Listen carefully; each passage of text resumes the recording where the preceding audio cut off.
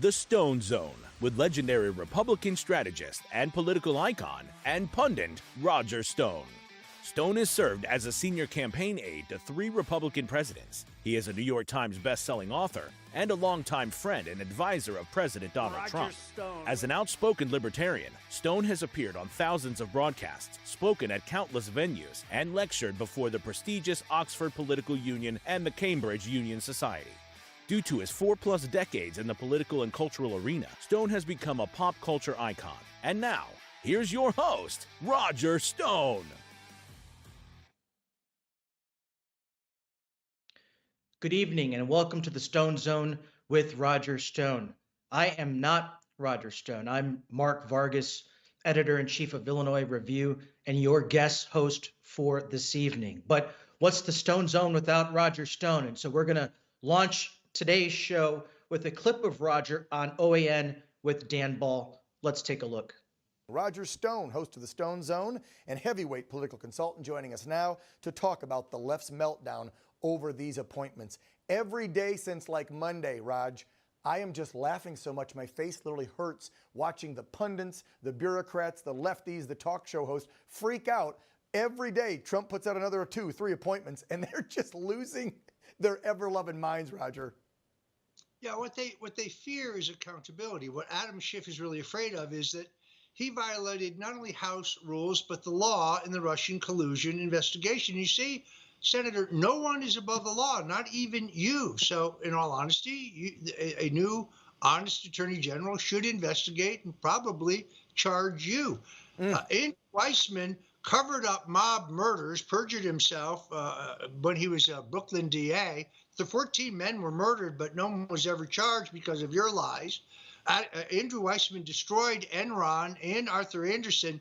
The U.S. Supreme Court overturned that prosecution unanimously and criticized him for prosecutorial misconduct. Stop preaching to us about how the Enron prosecution was some gold standard. And he knew that the Steele dossier, when he knew it back when he was the general counsel of the FBI, he knew it was a fraud, but he allowed it to be used as the rationale for the appointment of Robert Mueller. And he destroyed evidence in the John Durham investigation. So, Andrew, one standard, right? One standard. What you fear is you don't understand the law. Your interpretation of the law is asinine. You have broken the law throughout your career, and treason is a charge for which there is no statute of limitations. So what you really fear here is accountability. Amen. No longer a two-tiered system of justice.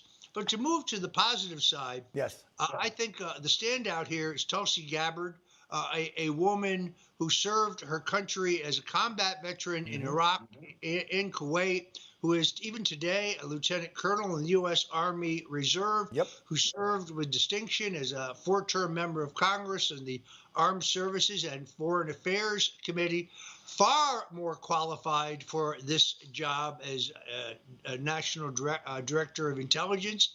And what they fear here at the FBI and the CIA is she's going to have the authority to dig into their crimes and clean up the mess. I'm equally pleased by the appointment of Robert F. Kennedy. Yes, let's talk about that. Because now, we can fuse both the movement to make America great again and the movement to make America healthy again. I do think he will face an uphill fight for confirmation, but that's a fight worth having and a fight that can be won. So I'm very happy with all of these appointments so far. I don't know what they expected. Donald Trump was subjected to the worst abuses in our country. They tried to bankrupt him. They tried to jail him. They tried to keep him off the ballot in 50 states. No, it's not about revenge. It's about justice. Things have been tilted to their way. They're used to having their way. Now, you may know that I was among those involved in the bidding to try to buy InfoWars. Unfortunately, the bankruptcy trustee did not choose our bid, but now maybe I'll buy MSNBC just so I can fire Andrew Weissman and everybody else there, including Joy Reid, who, by the way, if her IQ was 1 point lower, you'd have to water her like a plant. She is by far one of the worst, and I always call her the racist, television talk show host I have seen in 32 years of being on camera, Roger. I mean, I literally, you want to talk about throwing up in my mouth, Geraldo. Every time I watch her show, I want to throw up in my mouth. And by the way, these people we just showed that master clip of, Raj, before you really hammered Schiff. But I'm sitting there going, you got warmongerer John Bolton trying to tell us be worried about these appointments. You've got Swallowwell, who was banging a Chinese spy. I mean, these people really expect we're going to take what you say, your opinion, to heart? You guys are all treasonous bastards in my book. Yeah, I mean, John Bolton knew that the Iraqis did not have weapons of mass destruction. John Bolton knew that they didn't have yellow cake uranium.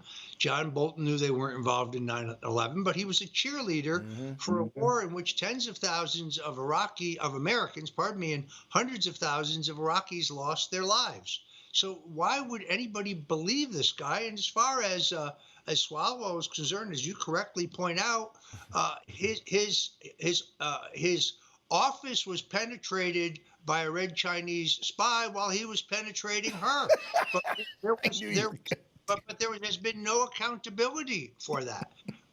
What they're wild about here is that they're going to be held accountable for their crimes. And, well, they don't like it. They've been in control for so long. Yeah, Roger, as always, you deliver, brother. I had a couple more headlines. I'll whip through them real fast with you.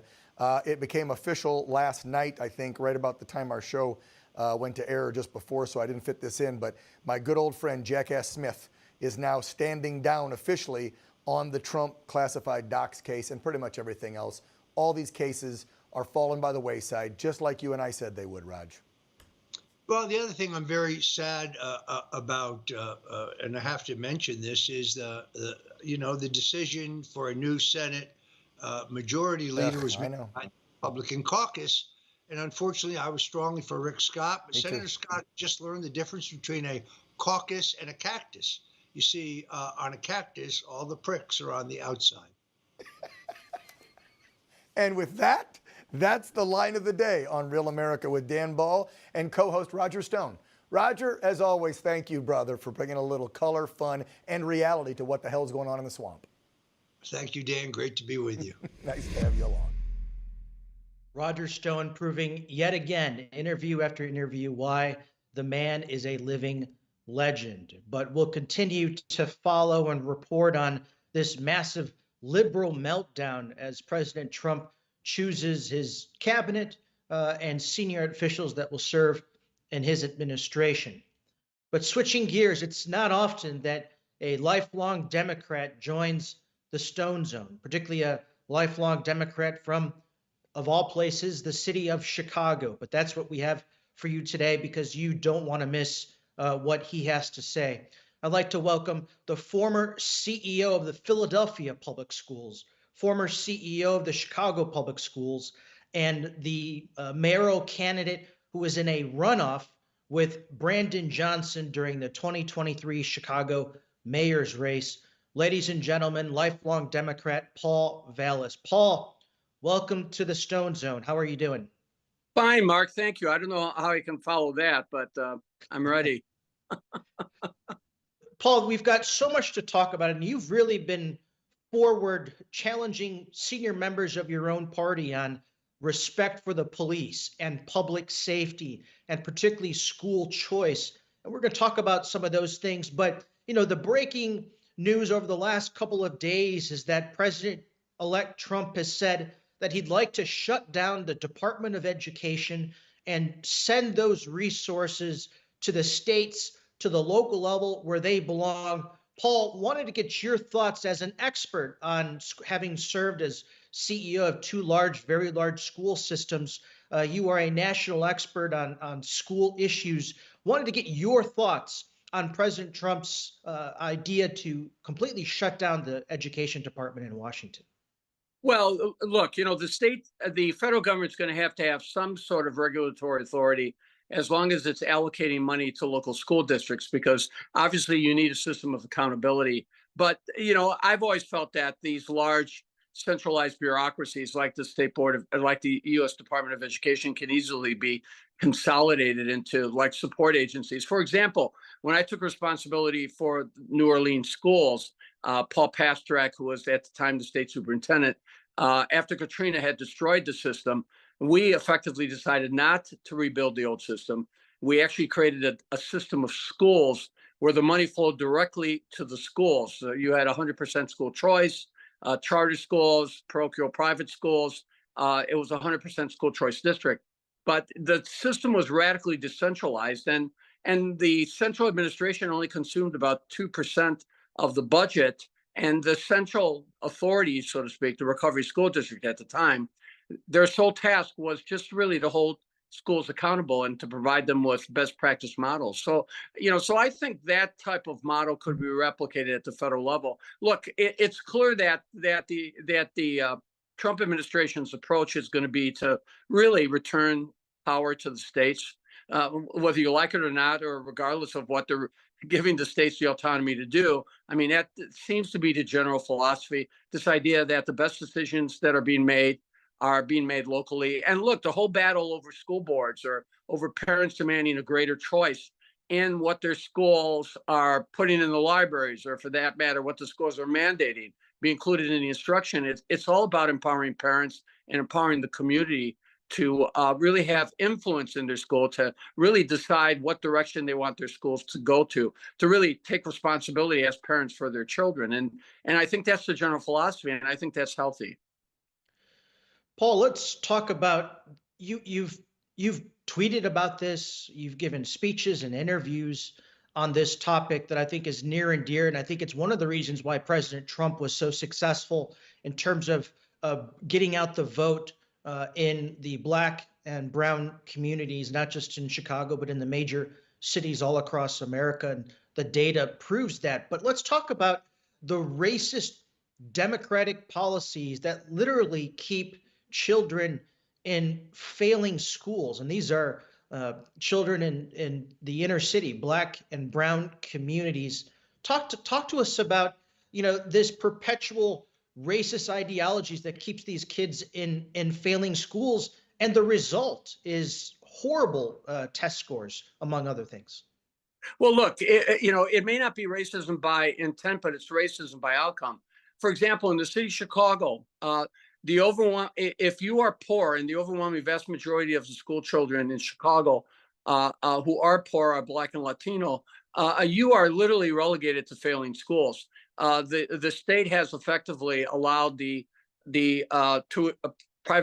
state's tiny private school tuition scholarship program to end.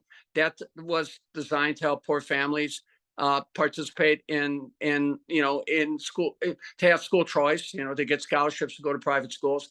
They are systematically trying to destroy public school choice by phasing out the magnet schools, because the magnet schools provide an embarrassing contrast in performance with failing neighborhood schools. And they're also trying to literally gut charter schools, which are incidentally not-for-profit public schools that are not mandated to be part of the collective bargaining agreement. So if you're in Chicago, if you are in attending school in Chicago, and you come from a low-income family, and the overwhelming vast majority are Black and Latino, you're literally relegated to a failing school system. And Chicago is not unique. Other major cities are suffering from the same outcome, and it's just not limited.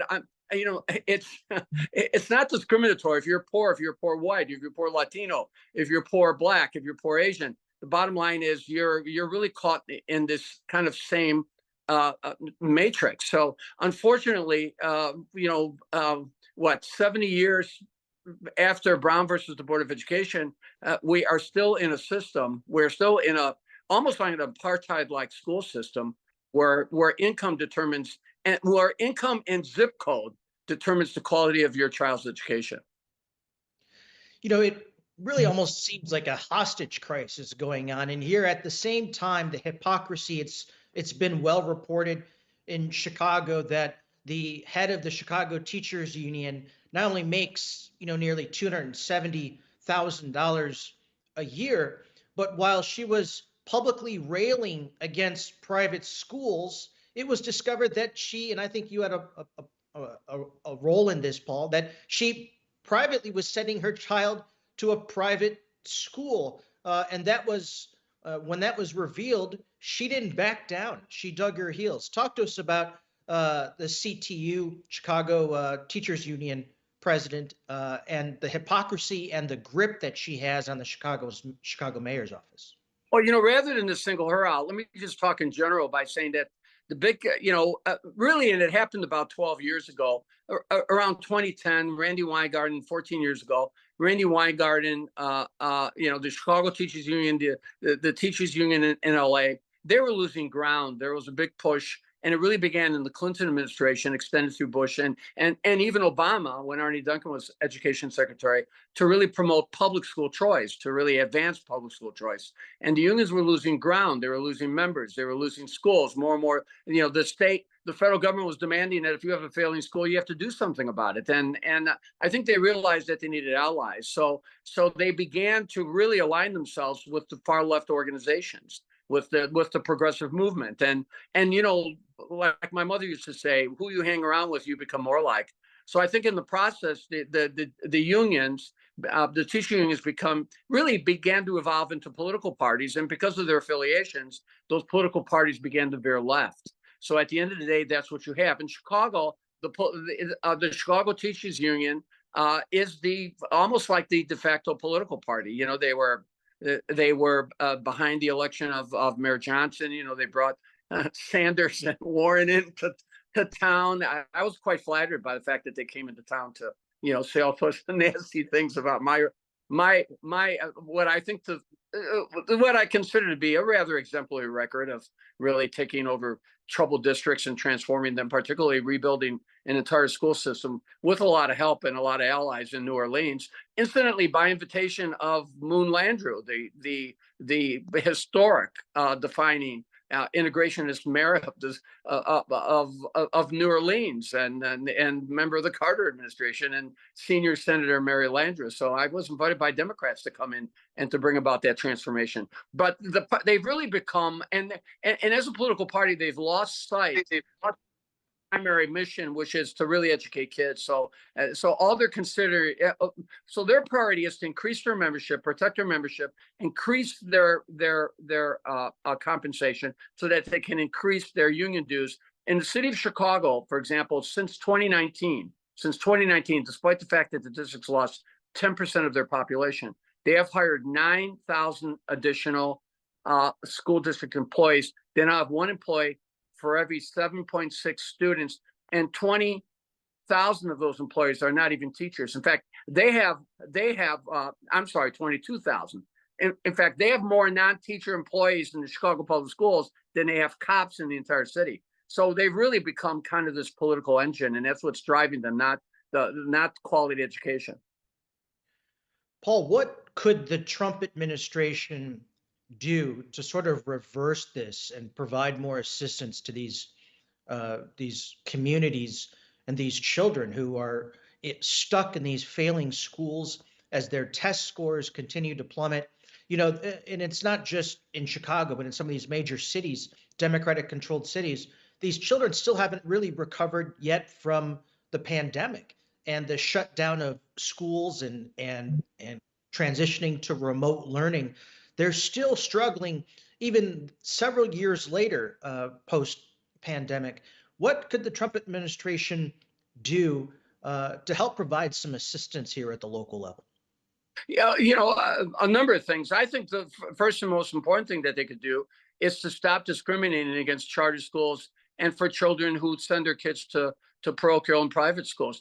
Incidentally, depending on what study you read, close to anywhere between 30 to 40% of the Chicago Teacher Union members actually send their kids to private schools. So, and then large numbers of others find ways to get their kids into magnet schools. So at the end of the day, you'll be hard pressed to find a local political leader who's actually sending their child to a neighborhood public school. Betsy DeVos, who was much aligned and viciously attacked by the teacher unions nationally, when she allocated the COVID money during the Trump administration to education, the money essentially followed the kids, which means 10% of the money went to kids schools that, to parochial and private schools because they had 10% of the population. She didn't discriminate against the charters. She made sure to the best of their ability that the money really follows the children. And I think that would be a positive step. Of course, Trump during the campaign talked about providing financial support for parents who send their kids to parochial schools, or even for parents who homeschool their children. So at the end of the day, I think just taking that attitude of money following the kids and of making sure that the grant money is not skimmed off. The states have a tendency to get the Title I money and the title funds and the federal grant money, and then to set up their own rules and regulations on how that money can be used. So I think, embracing the philosophy that the money needs to follow the kids, and it includes the federal Title I poverty dollars. It needs to follow the kids. That in itself will be a step in the right direction. And then anything that the federal government can do. And let me tell you, this happened during the Clinton administration and Bush administration, and even the early Obama administration, where they were pressing schools to remove obstacles to basically holding failing schools accountable and to promote public school choice before the unions derailed it and kind of captured the Democratic Party, so to speak. But I think moving in that direction of forcing states to remove the obstacles for creating and expanding school choice at the local level will be a real positive move. That's and it does not require a massive U.S. Department of Education bureaucracy to bring that about. It simply requires that you impose certain mandates on how these monies can be used, and you do what past administrations have done. You leverage that money to make sure that children and poor families are not being discriminated against when it comes to choosing the best school for their child. Paul, you made a lot of noise during your 2023 Chicago mayor's race, and you were in that runoff with Brandon Johnson. I mean, you received the most votes of all the candidates, but didn't hit that 50% threshold, and so you had to go into a runoff with Brandon Johnson. But you were the real tough on crime candidate, and Chicago doesn't seem to be getting any better in terms of crime, police officer shortage. I know it's been reported by Wire Points in Illinois that in 2023 alone, over 220,000 high priority 911 calls went unanswered because of police officer shortage. Talk to us about the crime in Chicago and what needs to be done in order to ensure that both residents and visitors alike remain safe in this Democratic-controlled city under Brandon Johnson's leadership. Yeah, that's a great question. Let me see if I can keep my remarks tight. Look, crime is escalating. Chicago's led the nation in murders a number of years, lead the nation in mass murders, lead the nation in terms of mass shootings, lead the nation in child murders. If Chicago was a state, we would be second only to California in terms of mass shootings. So clearly, this city has a problem.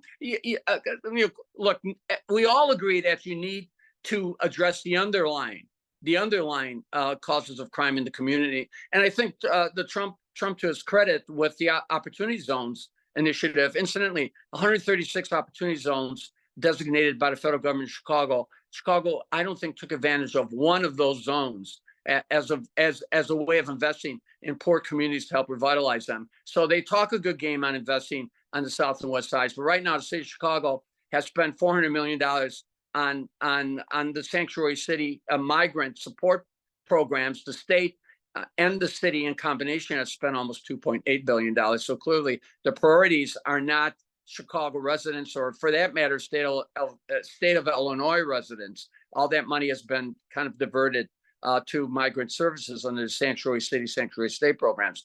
But you've got to address the underlying causes of crime. But there is no substitution for doing a couple things. The first thing is not defunding the police and having enough police officers so that you have beat integrity. You have police officers, not privatized security with no arresting authority on the Chicago Transit Authority. The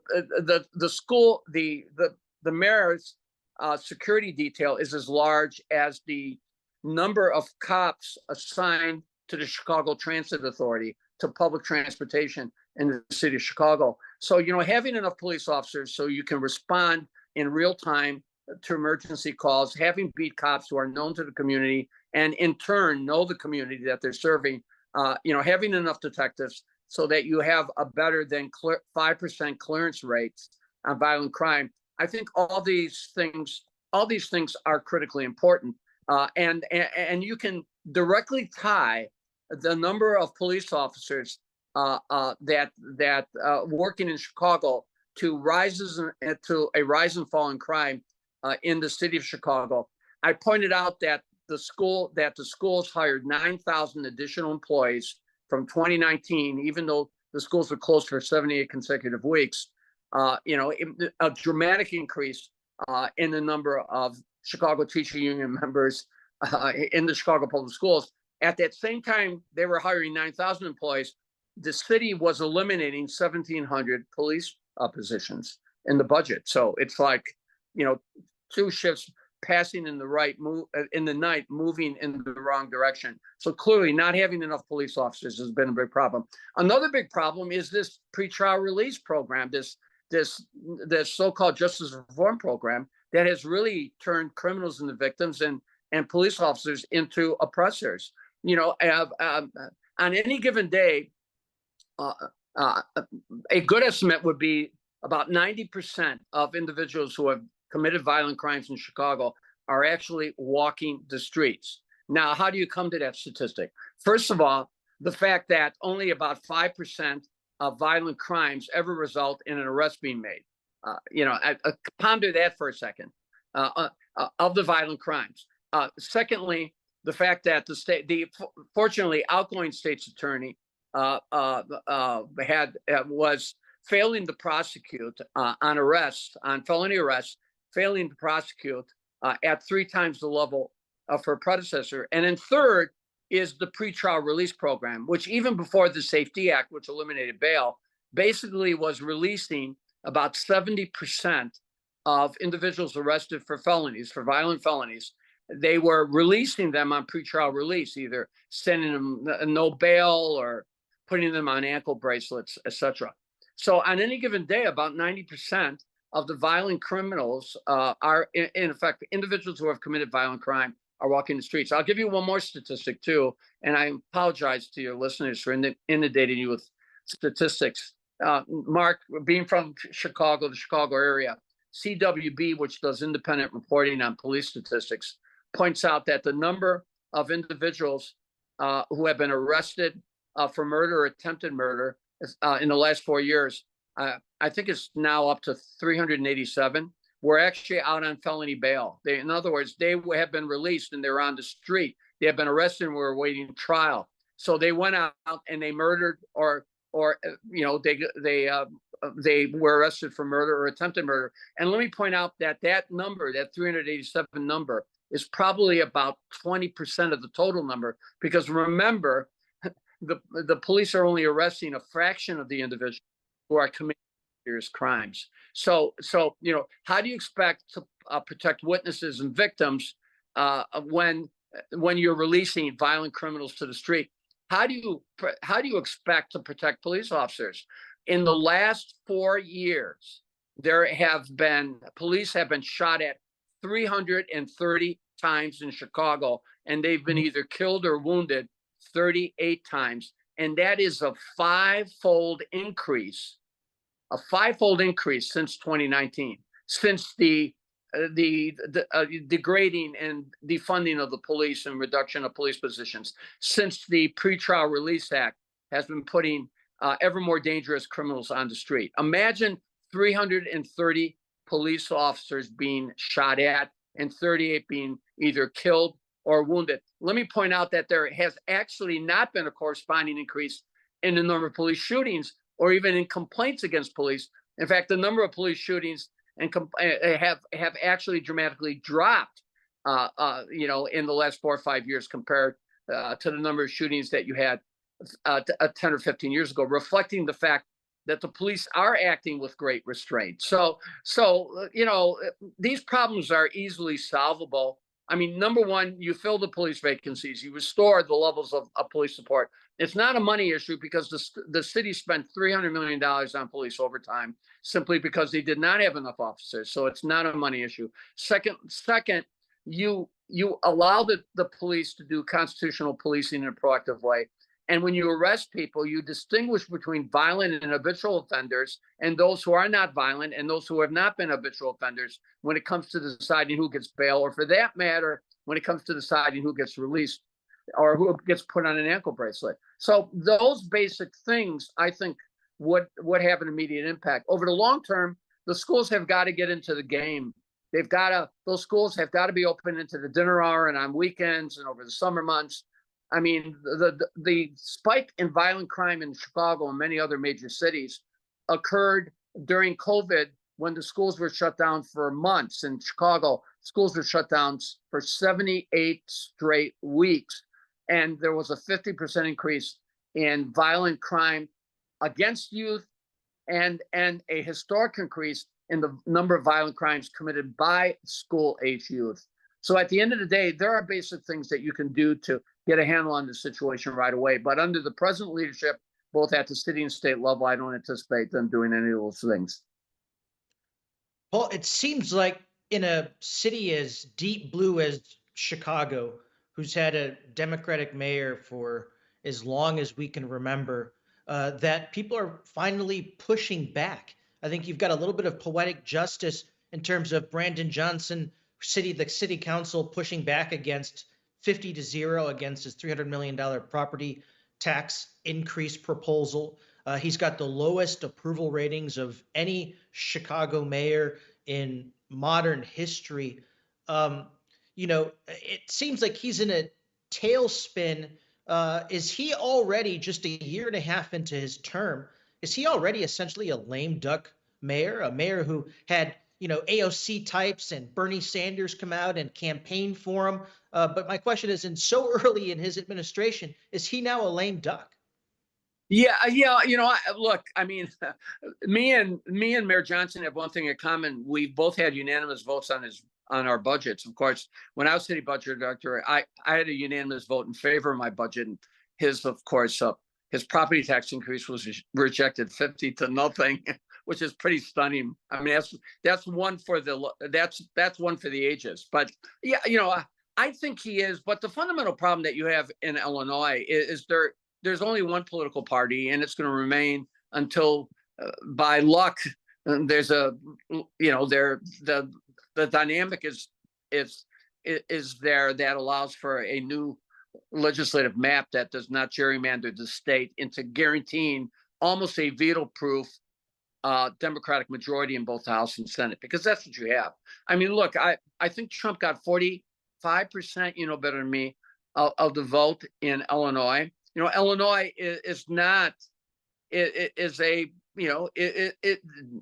not a far left state by any stretch of the imagination, but clearly Chicago, like New York and other cities, are very, very blue cities. But the state themselves, the state overall, is I think more moderate and in many respects a little more conservative than one would think. But the legislative map is drawn in such a way it's almost impossible for the Republicans to pick up its seats in the Senate or in the House. I mean, even though Trump did surprisingly well in Illinois, garnering 45-46% of the vote, the Democrats, I don't think lost a single seat in the state House or Senate, and I believe they still have their veto-proof majority. So at the end of the day, it's a one-party state. And obviously it's to the detriment because there's no check and balance. And until you really get that at the state level, even a city like Chicago is going to struggle because of the makeup of the legislature. Paul, appreciate your time. I know you're holed up there in a hotel room in between meetings, but my final question to you is this: Chicago and Illinois is a sanctuary city, a sanctuary state. We're seeing reports now that there's literally hundreds of thousands of migrants that are making their way to the southern border to try and get in before the end of the Biden administration.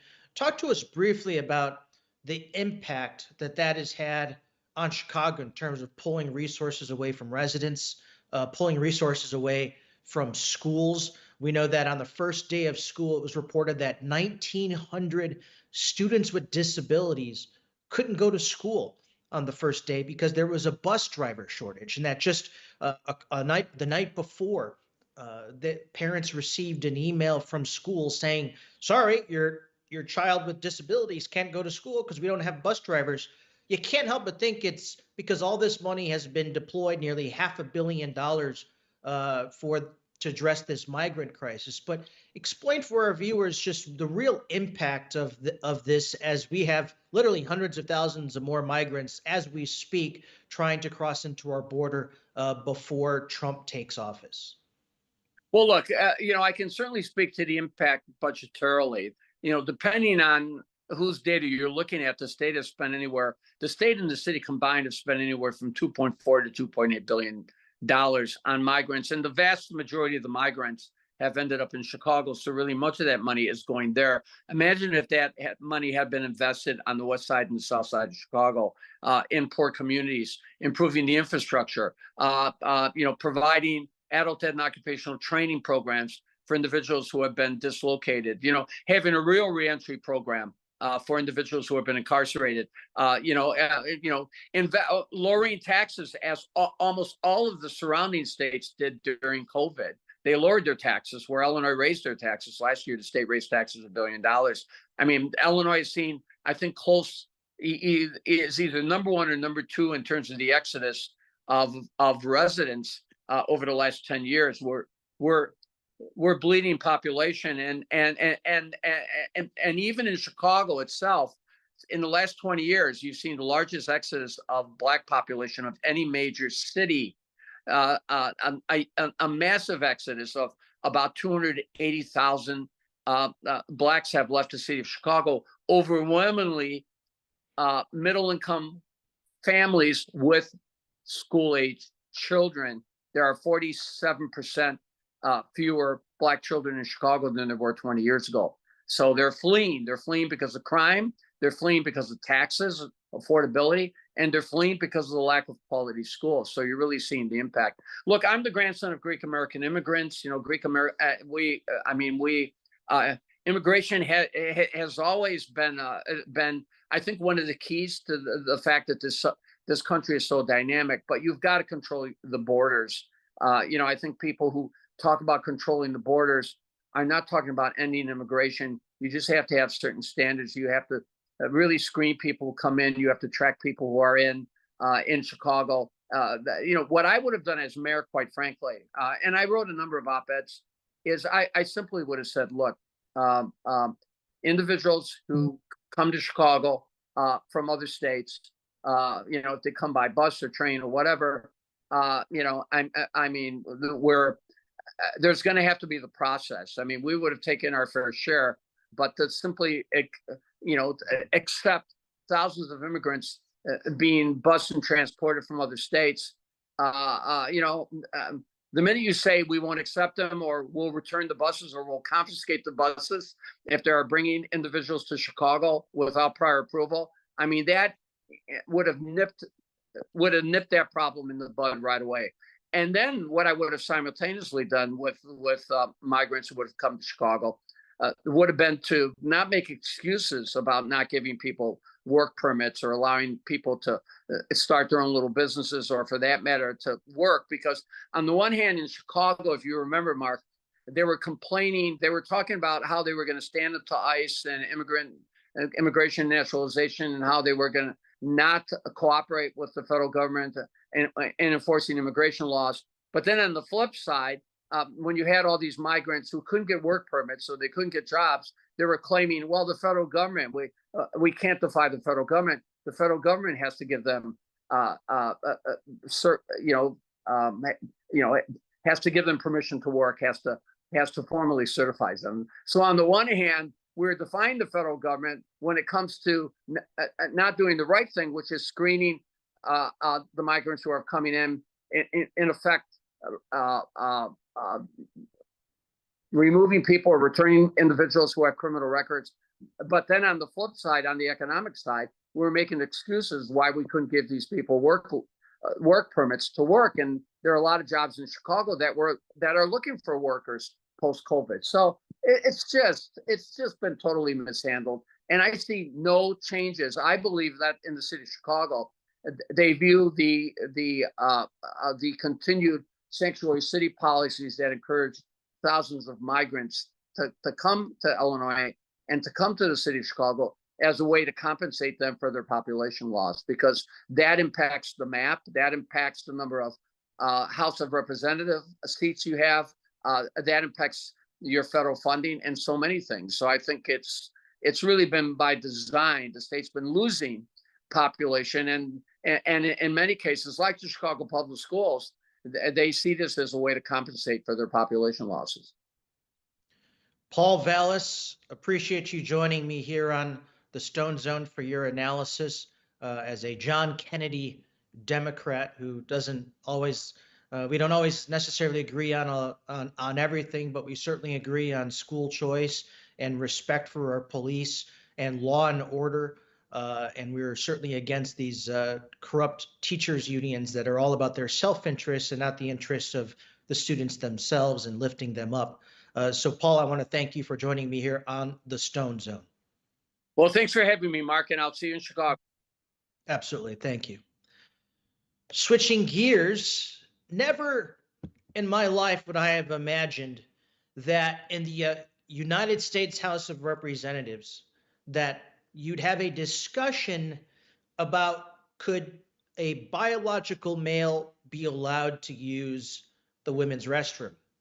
Well, that's exactly what's happening as we speak. And Congresswoman Nancy Mace has taken a strong stand on that, and we're so grateful for her. But let's listen to this interview from yesterday of Congresswoman Nancy Mace sticking up for women in Congress and that biological men should not be allowed to use the women's bathrooms or facilities. Let's take a look at this interview. Effort in response to Congresswoman McBride to Congress? Yes, and absolutely, and then some. I'm not going to stand for a man, if someone with a penis is in the women's locker room, that's not okay. And I'm a victim of abuse myself. I'm a rape survivor. I have PTSD from the abuse I've suffered at the hands of a man. And I know how vulnerable women and girls are in private spaces. So I'm absolutely 100% going to stand in the way of any man who wants to be in a women's restroom, in our locker rooms, in our changing rooms. I will be there fighting you every step of the way. The hypocrisy is unbelievable on the Democratic side. For one, they always like to talk about protecting women's rights. We've heard that ad nauseum for the last several years. But our question back to the Democrats are, what about just protecting women in general? This idea that biological males can participate in female sports, this idea that biological males can use women's locker rooms and women's restrooms. It's interesting that this debate has now made its way into the halls of Congress, but we remain incredibly grateful for Speaker Johnson, who actually gave a statement and said that biological males will not be allowed in women's bathrooms and women's locker rooms in Congress. And he also spoke to the press and said, I believe a man is a man and a woman is a woman, and a man cannot become a woman. And he cited scripture on that. But grateful to Congresswoman Nancy Mace for taking such a strong stand on this issue. And you have people like Karl Rove, the architect of the George W. Bush campaign. You can't find someone more deep state than Karl Rove, who actually said on live television recently that, Americans don't care about these gender issues. And I have to disagree. Look at the mandate that President Trump won across the country, not only winning the popular vote, but the Electoral College by large margins. And he made history by becoming the only Republican presidential candidate in history to amass so many votes. And so Karl Rove and to those, country club Republicans who are no longer part of the new Republican Party, that issue does matter. And that is why so many people voted for President Trump over Kamala Harris and her running mate, Tampon Tim. Now, you heard earlier in my interview with Paul Vallas that literally, as we speak, hundreds of thousands of migrants are approaching the southern border in Mexico, trying to get into the United States. One last ditch effort before President Trump takes office and shuts down our border and deports illegals. And so let's take a quick look at a clip of these migrants that are their last-ditch effort of trying to cross into our country during the final months of the Biden administration.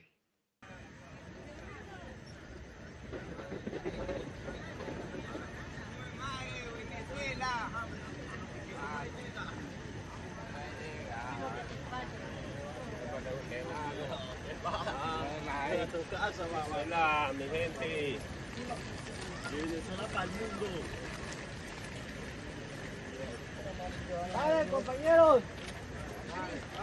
Démosle chance que vienen muchos compañeros hasta atrás. Vea.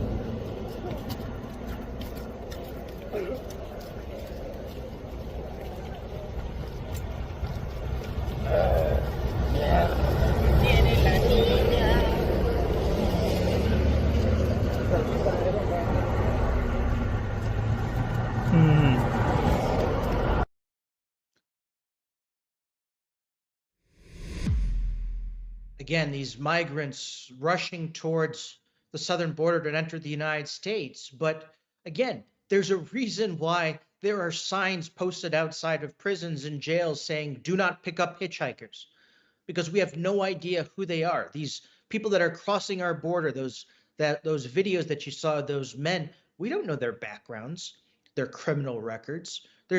We know absolutely nothing about them. And as a result, we've seen a total spike in crime in sanctuary cities across the country. In places like Chicago, 11,000% increase of arrests of Venezuelans in the last couple of years since our southern border has been opened under the Biden-Harris administration. And in Virginia, you had one of these illegals rape a woman. It was the first time that they've had a case like this in over 14 years. Why? Because these dangerous and violent criminals have been allowed to just literally walk into our country, no questions asked. And the children, over 350 children, and I believe those numbers are higher, but over 350 children are missing. Where are they? No doubt they're caught up in human trafficking as these drug cartels traffic women and children, rape young women and young girls along the southern border. But let's take a clip in Virginia of an illegal raping a local woman. Hey, guys, we'll start here. This is downtown Herndon here behind me, and then you come over here, running right through it. You've got the Washington and Old Dominion Trail. This gets busy. We're talking families, people exercising, people coming home from work, walking their dogs. And that's a big part of why community members are so concerned. It's devastating. It's heartbreaking. It's very concerning. That's the reaction after police say a woman was walking along Washington and Old Dominion Trail Monday night after leaving a business in downtown Herndon. Then, in between Ferndale Avenue and Grace Street, they say Dennis Humberto Navarrete Romero grabbed the woman and raped her. She eventually got away. Authorities say Romero was arrested in a nearby parking lot minutes later. I am incredibly saddened and outraged that a crime like this could happen here in the town of Herndon. This is the only stranger rape that we have had in the town in my more than 12 years as chief of police.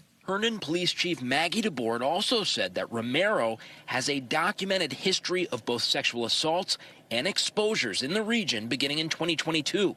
Officials also said that Romero, who's from Honduras, is in the country illegally. What is disturbing is the number of times this individual has been arrested and released. He has continued to reoffend, and his behavior has escalated to a rape in a very public area in our town last night. Tuesday night, people who live nearby sounded like this. Yes, this trail is used a lot. It gets packed, especially during the early evening hours where you got a lot of families and commuters that are coming from the metro stations. It's a very eye-opening event. You know, makes you realize that it's always important to be aware of your surroundings no matter where you are. A lot of questions remain with this one. For instance, we reached out to ICE to ask about Romero's previous arrests and immigration status. We did hear from them. They said they're working on a response, and we expect to hear back.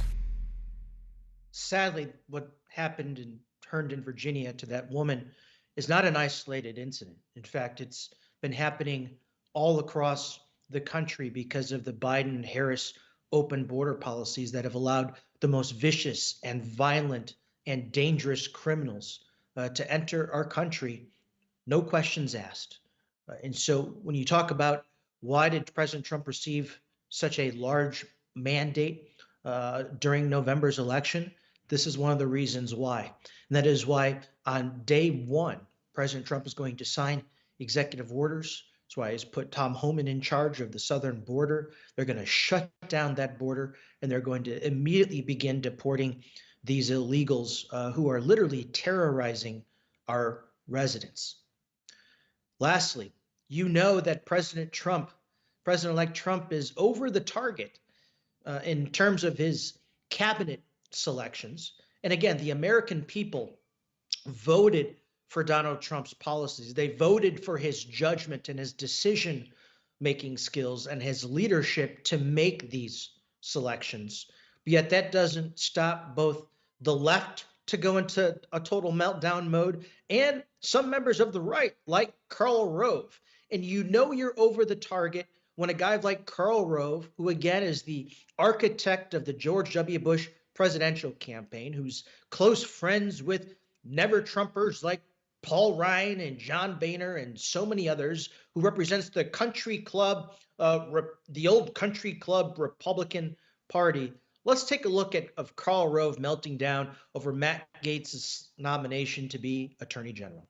This could be very harmful. There'd be one thing if this guy had a reputation as, one, an extraordinarily gifted legislator, two, a tremendously gifted trial attorney, a proven prosecutor, somebody who had managed a big law firm and had demonstrated legal ability. But no, he has none of those attributes. In fact, he has a reputation on the floor of the House for having shown pictures of his conquest to his fellow members. So if that's the best you can do, you're not going to get confirmed. If that's the best that you can do. Again, you've got the country club, Paul Ryan, Mitt Romney Republicans joining the Democrats in total meltdown mode. But let's look at why both the Democrats and Republicans like Karl Rove and so many others are in total meltdown mode. It's because what Matt Gaetz is going to do as Attorney General within the Justice Department. Think about it.